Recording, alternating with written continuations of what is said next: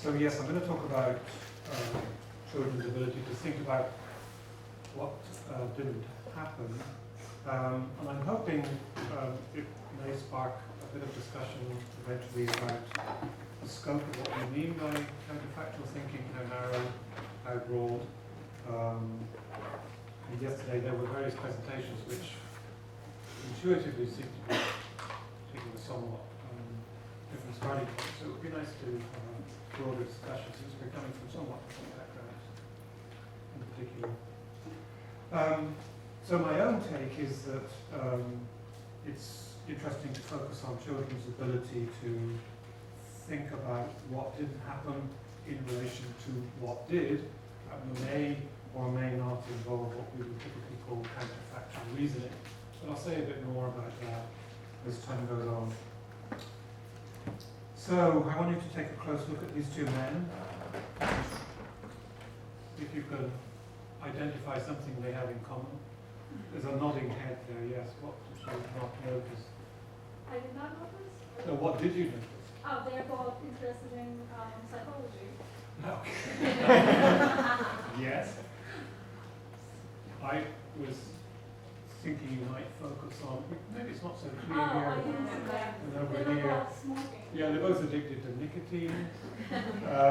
But the other point, which I think is interesting to think about, is that, I mean, we don't often put Piaget and Freud into the same broad category. They're very different, one focusing on emotional development, the other on cognitive development.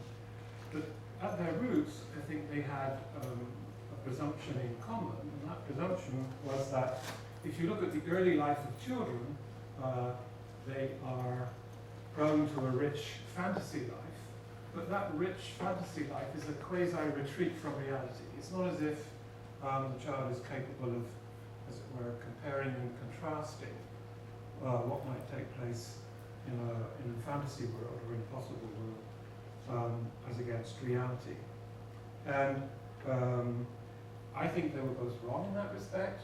So in other words, I think some of the work that's been going on in cognitive development for the past couple of decades is pretty clearly showing that yes, indeed, children have a powerful imagination, and there's been a lot of work, again, in the last couple of decades on children's pretend play, but at the same time, they have an ability to think about, analyze reality, and in some sense, those two capacities, those two functions, thinking about what's possible and thinking about what's actual, are brought together at various junctures. So what I'm going to try to do is to illustrate that conjunction, so to speak, at various points. So I'm going to be asking if young children can think and talk. Some of the evidence I'll be presenting will be from spontaneous remarks about what did not happen, what might have happened, and contrast it with what really did happen. So I'll try to identify three different areas in which children are capable of doing that. I'm going to talk about their reflection on various mishaps and the way in which those mishaps could be prevented. Then I'll talk about their sensitivity to the violation of conditional rules, or what's sometimes known as permission rules. Children are faced with a battery of permission rules. If you do X, then you can do Y, implying that you shouldn't do Y if you haven't fulfilled that condition. And then thirdly, and this is somewhat a newer line of evidence stumbled across, to be honest, rather than deliberately sought after, children's protestations of their innocence. Okay, so to give you a little bit more background, or at least the background that influenced me,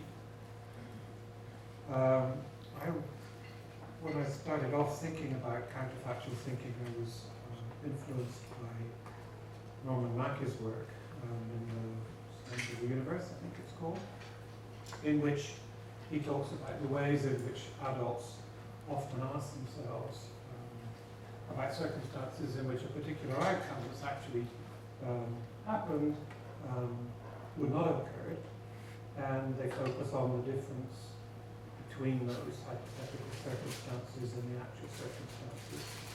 Alongside Mackie, I was also intrigued by the writings of Hart and Honoré.